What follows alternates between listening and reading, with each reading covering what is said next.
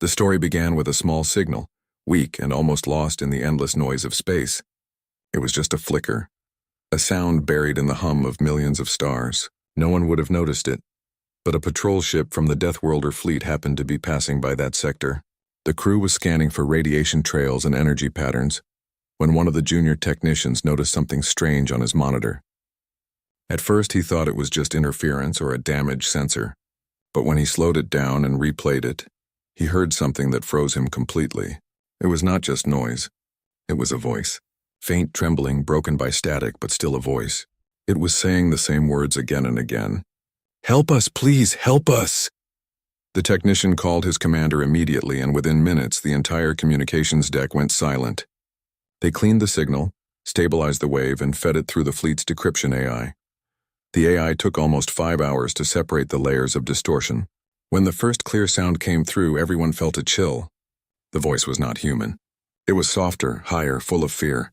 It was not a military distress call or a simple beacon. It was a desperate cry for help from something or someone unknown. The coordinates hidden in the message pointed to a sector beyond any mapped system, far outside regular trade or patrol routes. It was a dead zone, forgotten even by the oldest star maps. The Deathworlder fleet's command base received the data and immediately launched an investigation. Admiral Rhea Morgan, a woman known for her calm mind and iron will, studied the recording over and over again. She had seen war. She had seen dying worlds, but something about that voice disturbed her deeply. It did not sound like an army calling for backup. It sounded like a mother crying for her children. The scientists confirmed that the message was not a trick of echo or radiation. It was real and sent intentionally.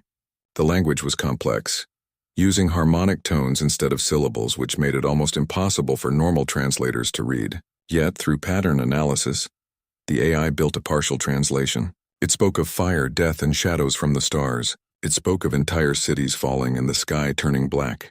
The message ended abruptly, cut off mid-sentence as if the transmitter had been destroyed at that very moment. There were many debates inside the fleet. Some officers believed it was a trap. They had encountered such things before. False distress signals set by pirates or hostile species to lure ships into ambush. Others argued it could be an ancient signal, maybe thousands of years old, bouncing endlessly through space. But Admiral Morgan disagreed. The energy pattern of the signal was fresh. It was less than 2 months old, meaning whoever sent it was probably still alive or had died recently. Morgan made her decision quietly without waiting for the higher council's approval. "Prepare a recon team," she said. "If there's even a small chance someone needs help, we'll find out." Her officers nodded, though some exchanged nervous glances. The galaxy was full of strange and dangerous places, and few who went beyond mapped space ever came back. Still, orders were orders. The Deathworlders were not like other species. They came from a planet known to the galaxy as a death world, a world where even the rain could kill and every form of life fought to survive. Because of this, humanity had evolved to be stronger, faster, and more stubborn than most other intelligent beings. Their fleet was feared for a reason. They were survivors, explorers, and fighters all in one. But they were also protectors. Over centuries, they had taken on a new role in the galaxy, answering calls for help when others turned away. When news of the unknown signal spread across the fleet, whispers started. Some said it was the voice of a dying god. Others said it was a lost colony of humans calling from another galaxy. No one truly knew. What everyone agreed on was that something about that message felt alive. It felt personal. 3 days later, the recon team was ready. A small squadron of 5 ships, fast, heavily armored, and capable of stealth travel, was assigned to investigate. Admiral Morgan herself joined the mission, something she rarely did. She stood on the bridge of her flagship, the Resolute, staring at the projected map of the void they were about to cross. The stars there looked dim and cold. The space between them seemed darker than usual, as if light itself avoided that region. As the fleet jumped into faster-than-light travel, silence filled the bridge. The crew worked efficiently, but everyone could feel the tension building. They were traveling beyond the last known boundaries of civilized space, into an area no human had ever charted. The ship's systems flickered occasionally, reacting to strange radiation levels. Space itself seemed heavier here, like it was pressing down on them. After several days, the signal grew stronger. They were getting closer. The AI filtered it again, this time catching new fragments. Words like burning sky, children, and they are coming appeared in the translation log. That last part, they are coming, sent shivers through the crew. Who were they? And were they still there? The final jump brought them to the edge of a dying star system. The sun was a red giant burning weakly. Several planets orbited it, but only one showed signs of artificial structures. That was where the signal originated. As they approached, the planet looked broken. Massive craters, shattered continents, and glowing scars visible even from orbit. It looked like a world that had been at war for centuries. Long-range scans detected wreckage in orbit, metal fragments, burnt ships, and debris fields large enough to block light. The communication channels were filled with static, no response to hails. It was like shouting into a graveyard. The fleet moved slowly, cautious but determined. Morgan ordered the ships to maintain stealth mode and began surface scans. That was when they found it, a single functioning transmitter buried deep under layers of ruined cityscape. It was still sending the same message, looping endlessly, powered by a failing energy core. That meant the source of the signal had been destroyed long ago, but somehow the system kept running, like a machine refusing to die. The sight of the planet's surface filled the entire crew with silence. Oceans had turned black, land was covered in ash, and massive structures jutted out like bones. There were no signs of life on the surface. Everything seemed dead. Yet deep underground, the sensors picked up faint traces, biological readings, very weak, but there. Something or someone was still alive down there. Morgan looked at the planet's image on her screen. "They're still there," she said softly. "And they're waiting for us." Her second-in-command hesitated. "Admiral, this place, it doesn't look natural. What if the same thing that destroyed them is still here?" Morgan didn't answer right away. She watched the dying red sun for a long moment before replying. "Then we find out what it was. We didn't come this far to turn back now." The recon ships began preparations for descent. The crew tightened their suits, checked their weapons, and loaded scanners. They knew this was not going to be a normal rescue. The air on that planet looked poisonous, the atmosphere unstable, but Deathworlders were used to danger. For them, risk was part of breathing. As they entered the atmosphere, their ships shook violently. Electrical storms raged in the clouds, and flashes of blue lightning tore across the sky. The pilots fought to keep control as the ships plunged through layers of thick smoke and burning dust. When they finally broke through, the view below took everyone's breath away. A city stretched across the horizon, but it was not alive. It was a grave made of glass and steel. Towers had melted into twisted shapes. Streets were filled with dark sand, and huge craters glowed faintly where something had burned hotter than the sun. In the distance, a small cluster of lights blinked weakly, the last functioning structure on the planet. The signal originated from there. Morgan ordered the landing team to prepare. As they descended, everyone on the ship felt the same thought. Whatever happened here had been far worse than anyone could imagine. No one knew yet that this mission, which began as a simple rescue, would soon become the most important moment in galactic history, because when the Deathworlders answered that call, they were not just responding to a plea for help. They were walking straight into the heart of a forgotten war. The Deathworlder fleet continued its journey through deep space, following the weak signal that still pulsed from the dying world. The void outside their ships was silent, black, and endless. No stars twinkled here. Only cold dust floated in darkness. For most of the crew, it felt like they were sailing into a graveyard. Even the ship's lights seemed dimmer, swallowed by the emptiness. Inside the command deck, Admiral Rhea Morgan stood in front of the wide glass screen, watching the coordinates draw closer. She had faced pirates, warlords, and rogue machines before, but this mission felt different. There was something heavy in the air, a feeling of dread that everyone shared but no one spoke about. The distress call still echoed in her head, those trembling words asking for help. It was like a voice trapped in her memory. Captain Aidan Holt, leader of the ground team, joined her. He had served with Morgan for years, fighting beside her in some of the harshest battles known to humankind. But even he felt uneasy. "Admiral," he said quietly, "if this is real, if someone's alive down there, then what could have caused all that damage? The scans show half the planet destroyed." Morgan didn't look away from the window. "We'll find out soon enough. Whatever did this will make sure it doesn't happen again. Her voice was calm, but her eyes were sharp. She wasn't the kind of person who ran from mysteries. She faced them head on. After another long day of travel, the fleet finally reached the edge of the red sun system. The dying star glowed weakly, surrounded by thick rings of dust and debris.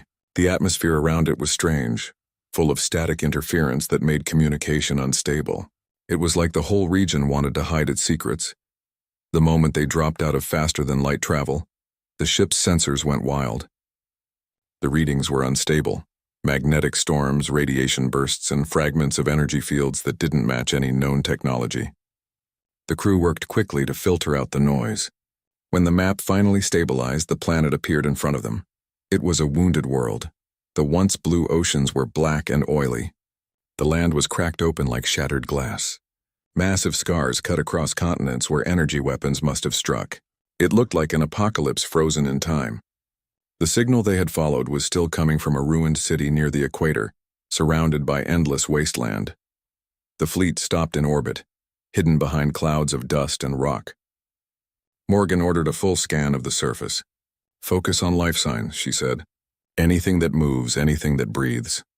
The science officers began the search. For hours they detected nothing, only dead silence. No animals, no vegetation, no signs of movement. Then one faint blip appeared. It was weak and flickering, buried deep beneath the ruins. Something or someone was alive down there. Morgan gave her orders without hesitation. "We're going down." The ships that descended were small but strong, designed for war zones and hostile planets. The atmosphere was unstable, full of lightning storms and radioactive particles. As they entered, the ships shook violently, alarms blaring as energy surges hit their shields. But the pilots held steady, their faces pale but focused. The humans of Deathworld Earth were used to chaos. They came from a world where hurricanes and volcanoes were part of daily life, so this storm was nothing new to them. When the ships broke through the clouds, everyone went silent. Below them stretched a city that must once have been beautiful. Towering structures reached toward the sky, their tops melted by fire. Huge domes and bridges were shattered, lying across cracked streets. Rivers of dark ash ran through what used to be water canals. The sunlight struggled to break through the smoke, giving everything a red, eerie glow. Captain Holt led the landing operation. His ship touched down on a large platform covered in dust and broken glass. The team wore full environmental suits, oxygen masks, scanners, and protective armor. The moment the door opened, the smell of burnt air filled their lungs. The temperature was unstable, swinging between freezing cold and unbearable heat within minutes. They moved carefully, scanning the area. The ground was covered with strange patterns, marks that looked like blast craters but also claw-like scars burned into the metal streets. It didn't look like a simple war. It looked like something had consumed the city from within. The team advanced deeper into the ruins. They passed fallen buildings, vehicles turned to stone, and what looked like monuments, statues of tall, elegant figures, perhaps the planet's native people. Most of them were broken, their faces erased by time or heat. Then they found the first real clue.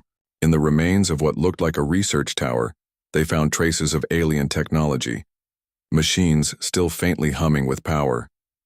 It was completely different from human design, glowing with blue veins of energy that pulsed like living blood. The scientists back on the ship confirmed that this energy was the same one used to power the distress signal. "This must be where the message came from," Holt said. "They tried to warn someone before it was too late." As they moved further, one of the soldiers suddenly stopped. His scanner was blinking red. "Movement," he said. 30 meters ahead, underground. They followed the reading and found a sealed door half buried in debris. With great effort, they forced it open. A rush of cold air escaped, and the lights of their helmets cut through the darkness. What they saw inside made everyone pause. There were bodies. Not human, but clearly intelligent life. Thin, translucent-skinned beings with long limbs and large glowing eyes. Some were lying peacefully, as if they had died in their sleep. Others were frozen mid-motion, reaching for something they could never reach. But among the stillness, one faint sound echoed, a shallow, trembling breath. Captain Holt rushed forward. A survivor. The alien was barely alive, its skin cracked and its body weak. Its eyes flickered open, glowing faintly in the dark. The human medic knelt beside it, checking its pulse. It's alive, he said, his voice full of disbelief. The alien tried to speak, but only a faint whisper came out. The translator device picked up fragments. Help! They came from the stars. Holt leaned closer. Who came from the stars? What happened here? But the alien's strength was fading. Its hand reached out weakly, touching the captain's arm as if to confirm that he was real. Then it said something that made every hair on his neck stand up. They took everything. Those 3 words filled the silent room like a ghostly echo. The alien closed its eyes, too weak to say more. The team quickly called for medical extraction. They carried the survivor back to the ship, where doctors worked frantically to stabilize it. Back in orbit, Admiral Morgan listened to the report. Her face was pale, her expression unreadable. The alien's words repeated in her mind. They took everything. She ordered every sensor focused on the planet's surface. Within hours, the fleet discovered more signs of underground tunnels and buried structures. The energy readings indicated that large parts of the planet had been burned intentionally, almost like someone wanted to erase every trace of life. It was clear that this civilization had been powerful once. The architecture, the machines, even the design of their cities showed intelligence and beauty. But now everything was gone. The few remaining power cores hummed faintly, like ghosts trapped in dying machines. Morgan walked through the ship's corridor that night, unable to sleep. She thought about all the civilizations humanity had encountered, some peaceful, some cruel.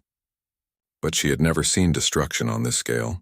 It was as if an entire world had been erased from existence, not by war, but by something worse, something that consumed.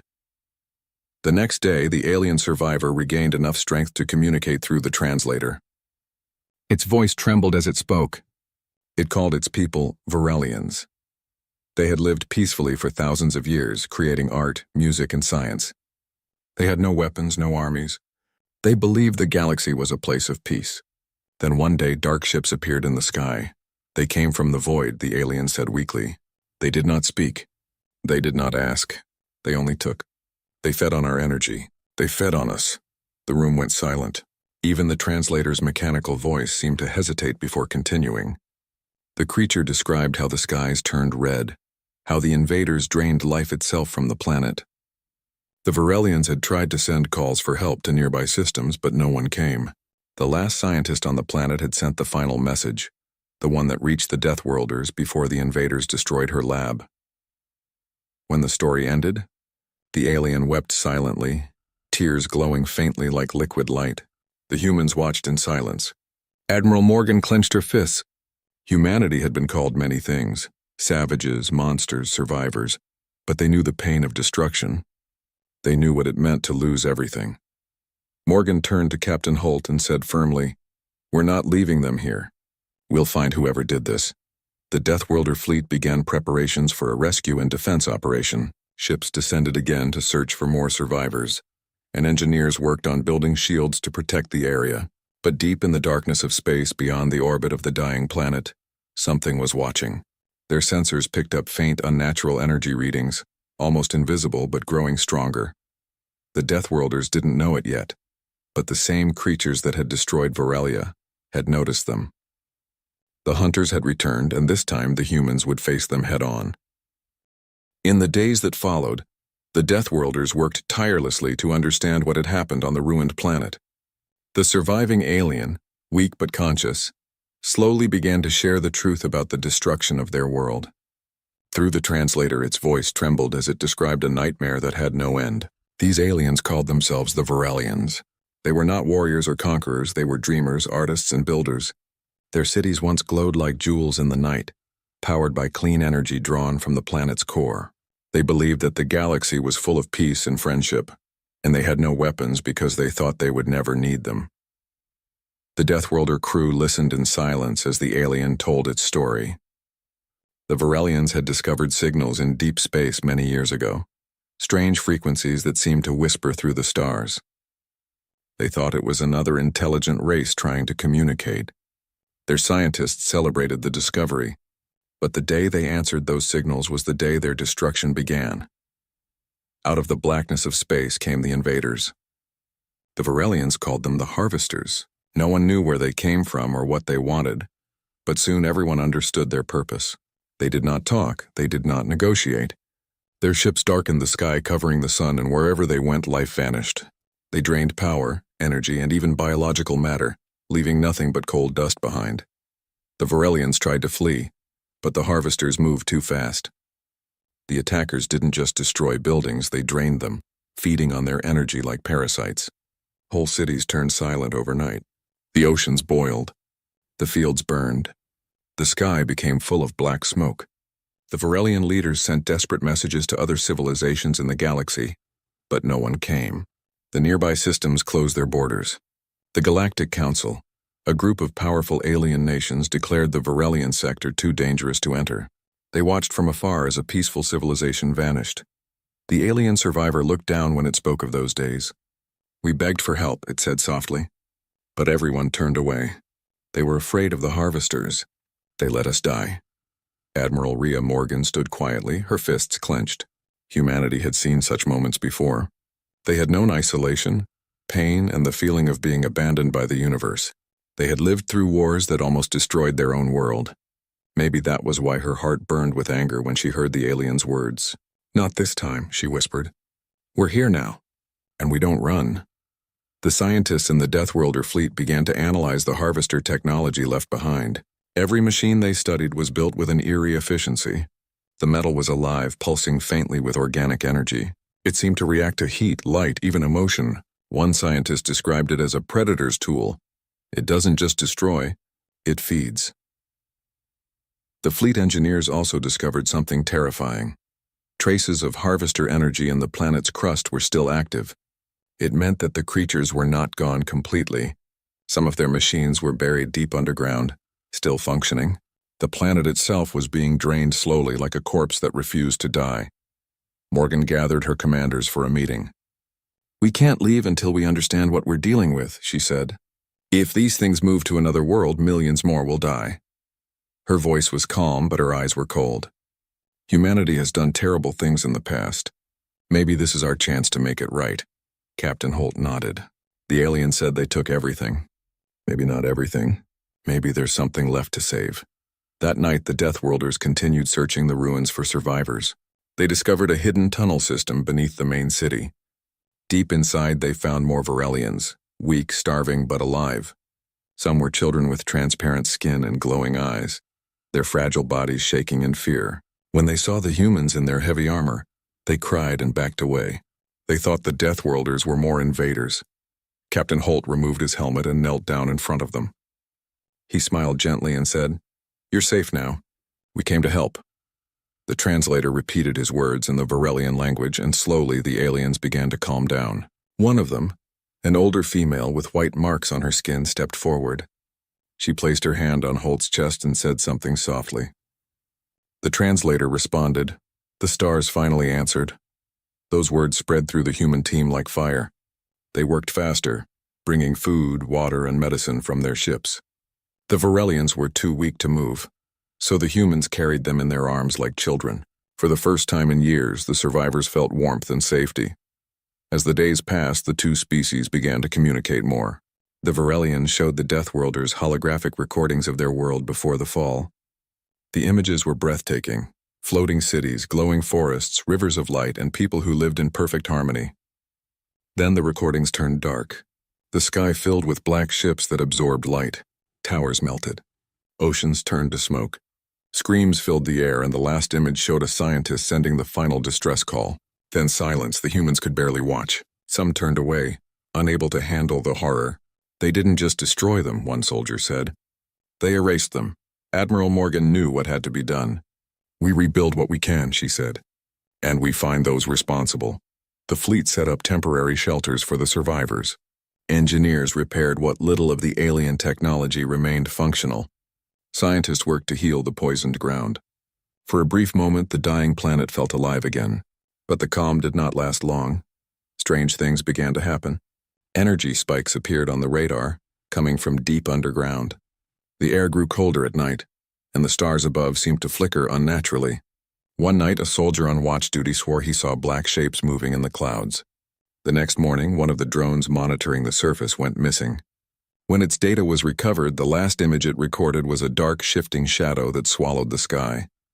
The fleet's sensors soon confirmed what everyone feared. The harvesters were still out there. Their ships were not destroyed. They were waiting in the system's outer ring, hidden behind debris. When the news reached the survivors, panic spread among the Varelians. Many began to weep and tremble. One of them screamed, "They will come back." "They always come back." Admiral Morgan stood in the middle of the chaos, her voice cutting through the fear. "They can come if they want," she said. "This time they'll find out what happens when they face humans." The fleet immediately shifted into defense mode. Drones were deployed, weapons charged, and shields expanded to cover the evacuation zones. Morgan knew they couldn't fight forever on a dying planet, but she needed time. Time to get the survivors to safety. The alien leader, the older female from the tunnels, approached her. "You would risk your lives for us," she said softly. "Why?" Morgan looked at her with steady eyes. "Because someone should have come when you called. You asked for help and no one answered. That's not who we are." The alien nodded, tears shining in her eyes. For the first time, hope flickered in her heart. The Deathworlders were different. They were dangerous, yes, but they were also compassionate. They carried both fury and kindness in equal measure. The humans began moving the Varelians to orbit using shuttlecraft. The survivors watched through the windows as their homeworld faded below them. It was a broken world, but it was still theirs. Some cried quietly, others simply stared, unable to speak. Meanwhile, in the command center, the fleet detected a sudden change in energy levels. Something massive was moving toward them. The harvester ships were approaching fast, breaking through the dust clouds. The readings showed dozens, maybe hundreds of vessels, dark, silent, and alive with hunger. Admiral Morgan stood tall on the bridge of the Resolute. "All ships, battle formation," she ordered. "If they want this world, they'll have to go through us first." Her crew nodded, their faces hard but fearless. They had seen death before, but never like this. This was not just a fight for survival. This was a fight for something greater, for compassion, for redemption, for every cry that went unanswered across the galaxy. The Deathworlders prepared for battle, engines burning like blue fire in the darkness. The surviving Varelians watched from orbit, their hearts trembling with fear and awe. For the first time in their history, someone had come to defend them. Down below, the planet's red sun rose slowly over the ruins, casting long shadows across the dead city. The wind carried the faint echo of that old message. "Help us, please." But now there was an answer. The Deathworlders had arrived, and they were ready to show the universe that humanity never ignored a cry for help. The sky above the alien planet burned with strange light. It was not the soft light of stars or the warm glow of sunrise. It was the terrible red light of destruction. The Deathworlder fleet, led by Commander Ryan, had just entered the orbit of the alien world. From above, they could see smoke rising in thick trails that twisted like dark snakes across the planet's surface. The planet, once filled with life and green lands, now looked wounded and weak. Ryan stood silently on the command deck, watching the planet's image on the screen. He had seen many battlefields before, but something about this one felt different. It was not a war of greed or power. It was a cry for survival. The aliens below, fragile beings called the Lyrans, had sent out a desperate signal weeks ago. Their voice had trembled through space. "Help us. Please, they are coming." No one else had answered. The message had reached Earth almost by accident, caught in the background noise of deep space. The Deathworlders, known for surviving on the most dangerous planet in the galaxy, had decided to respond. Now they were here. When the fleet's dropships descended through the thick atmosphere, the soldiers felt the weight of what they were about to face. The enemy wasn't human. It wasn't even something alive in the way they understood life. The attackers were mechanical swarms, machines built to consume and destroy. They had wiped out cities, silenced entire species, and turned whole planets into deserts of metal dust. And now they were eating away at the Lyrans' last stronghold. The first sight of the Lyrans broke many hearts. They were tall but frail, with glowing eyes that seemed to hold both hope and fear. Their city was half in ruins, built from crystal structures that had once shimmered with beauty. Now those crystals were cracked and blackened by fire. The Lyrans gathered around the Deathworlder landing site, their leader stepping forward. She was named Alarin, and her voice trembled when she spoke. "You came. We didn't think anyone would." Commander Ryan looked at her, his armor covered in dust and heat scars from re-entry. "We heard your cry," he said simply. "Now we fight together." For the next few hours, the Deathworlders worked side by side with the Lyrans to fortify the city. The humans were used to chaos. They built barriers from wrecked ships, set up auto-turrets, and dug trenches. The Lyrans watched in amazement at how quickly these rough, scarred beings turned panic into purpose. For every delicate hand of a Lyran, there was a strong hand of a Deathworlder guiding it. They were opposites, one born from gentleness, the other from survival, but in that moment they were one. When night came, the sound of the swarm began. It was not like the roar of an army, it was worse. It was the clicking and grinding of a million metal legs moving as one. The horizon shimmered as the machines approached, glowing red under the twin moons. The air was filled with a metallic hum that made even the bravest soldiers shiver. Rian gave the order to prepare. The trenches filled with soldiers, weapons locked and loaded. Lyrans, though not fighters by nature, stood beside them holding energy spears that flickered with blue light.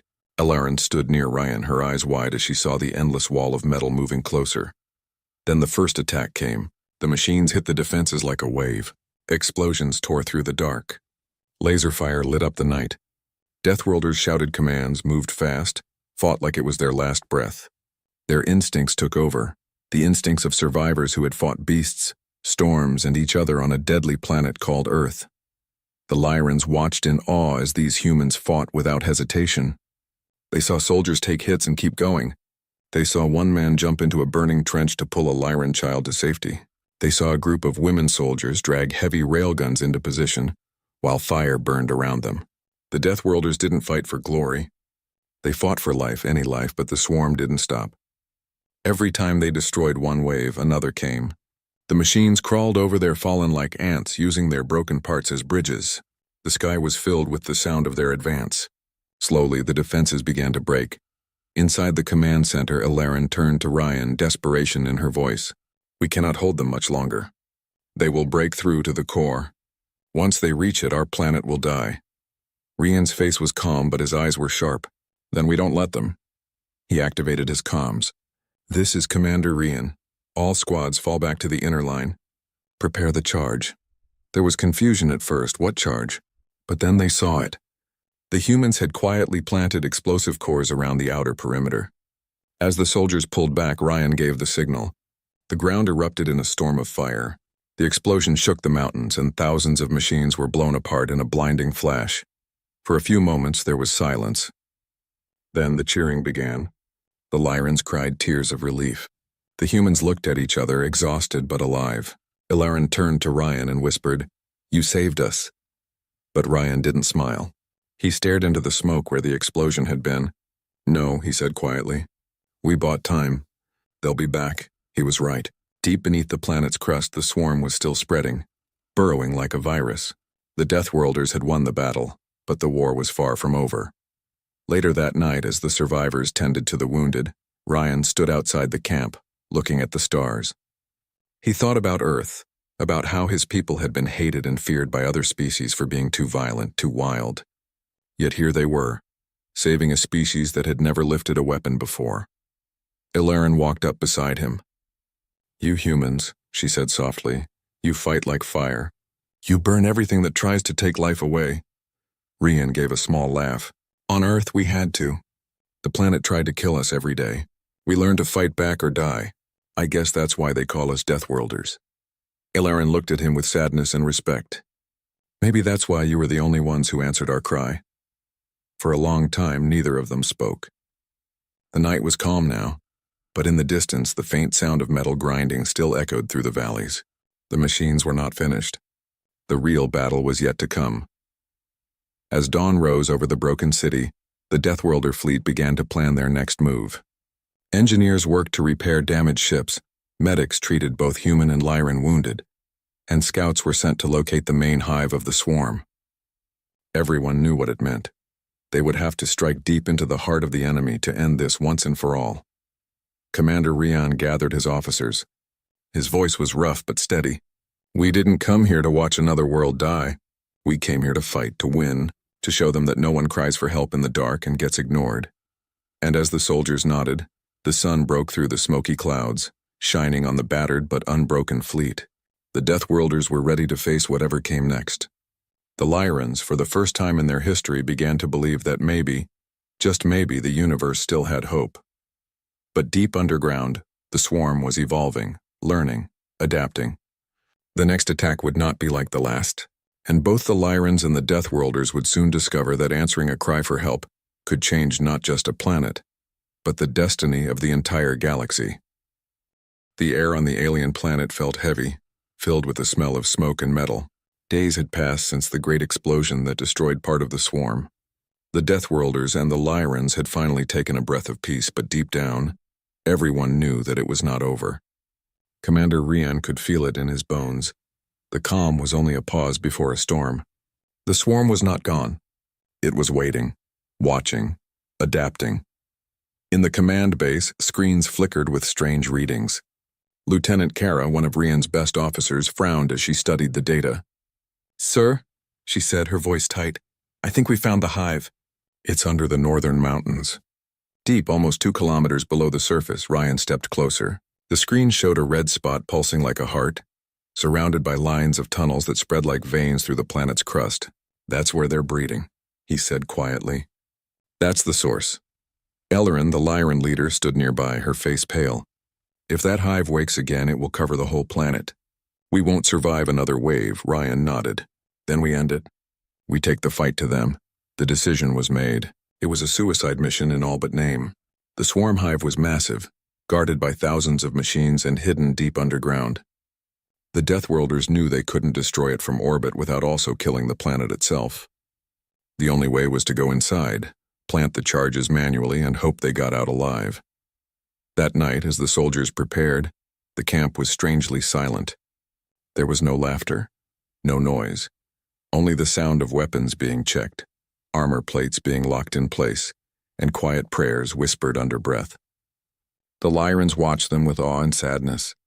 They had never seen such determination in beings who were not even of their kind. Ellerin walked to Rian, holding a small crystal pendant that shimmered faintly. "This is a Lyran heartstone," she said softly. "It carries memory and light. If you fall, it will remember you," Ryan smiled faintly. "Then let's make sure it remembers victory." Before dawn, the strike team departed. Small drop shuttles carried them over the dark mountains, their engines muffled to avoid detection. The landscape below was broken and burned, a scarred reminder of the war above. When they reached the target, they landed in silence, their boots crunching against the black dust. The entrance to the hive looked like a wound in the ground, huge, twisted and breathing with faint red light. The closer they got, the more they could hear it. The machines made a low, rhythmic hum that echoed through the air like the heartbeat of something enormous. "Stay close," Ryan ordered. "No one gets separated. We move fast and quiet." The tunnels inside were worse than any nightmare. The walls were alive with crawling metal. Wires pulsed like veins, and strange fluids dripped from the ceilings. The soldiers' lights flickered as static filled their comms. Every step they took echoed in the hollow dark. After an hour of moving through narrow tunnels, they reached a vast chamber. In the center stood the hive core, a monstrous structure that pulsed with blinding energy. It looked almost alive, a mix of machine and something else, something unnatural. Around it, the swarm moved like insects, hundreds of them climbing over each other, repairing broken parts and feeding energy into the core. "By the stars," one soldier whispered. Rian took a deep breath. "Set the charges. We only get one shot at this." As the team began planting the explosives, the ground suddenly shook. A deep roar echoed through the tunnels, not mechanical this time, but something older, darker. The swarm had sensed them. From every shadow, the machines poured out, crawling across the walls and floor, their eyes glowing red. "Contact," Kara shouted, firing her weapon. The air filled with heat and light as bullets and plasma bolts tore through metal bodies. The Deathworlders fought like demons, covering each other, moving fast despite the chaos. Ryan could barely hear over the noise, shouting orders and firing until his gun overheated. One by one, the soldiers fell back toward the core. The Lyrans who had joined the mission fought beside them, their energy spears glowing bright blue against the darkness. But the swarm was endless. For every one they destroyed, 10 more appeared. "We can't hold them," Kara yelled. Ryan looked at the detonator in his hand. There were still 3 charges left to plant. If they didn't finish, the explosion wouldn't reach the hive's heart. "Cover me!" he shouted and ran straight into the storm of machines. He jumped over debris, firing until his gun was empty, then used it like a club. The metal claws of the swarm tore at his armor, but he kept moving, planting the final charge near the glowing core. He slammed his fist on the activation pad, then turned to run, but a massive machine blocked his path. It was huge, shaped like a spider with blades for legs and a single red eye. It struck fast, knocking Ryan to the ground. Pain shot through him, but he didn't stop. He grabbed a fallen grenade, pulled the pin with his teeth, and shoved it into the machine's mouth. The explosion tore through it, sending fire and metal everywhere. Kara rushed forward, helping Ryan stand. "We've got to go." They ran, the tunnel collapsing behind them, fire chasing them like a living thing. The detonator blinked red, ready. When they reached the exit, Ryan turned back one last time. He looked at the hive glowing like a heart about to burst. "For the Lyrans," he said softly, "for every voice that cried for help." He pressed the button. The explosion ripped through the mountain with the power of 1,000 storms.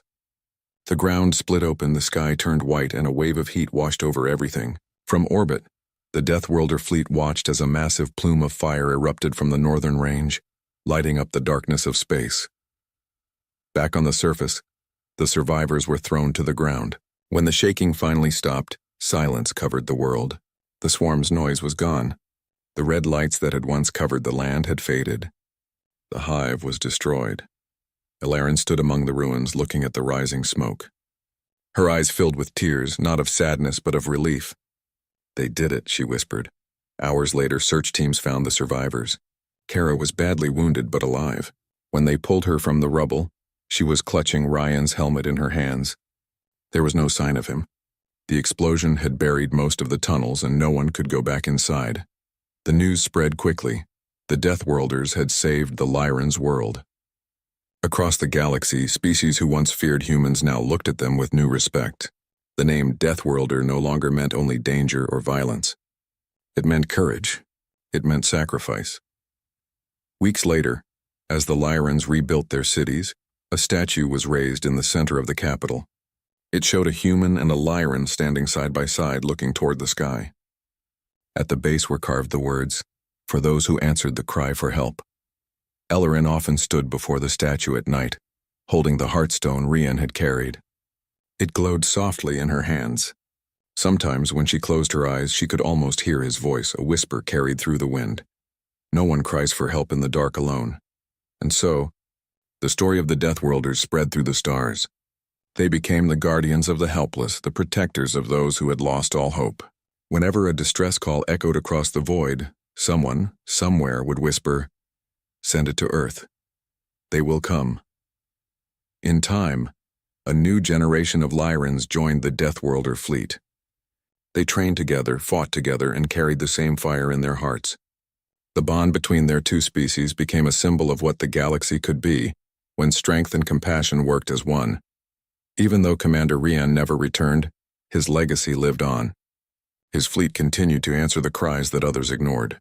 The universe, once divided by fear, began to change, slowly but surely, because somewhere out there, someone had proven that even in the darkest corners of the cosmos there were still hearts brave enough to listen when aliens cried for help.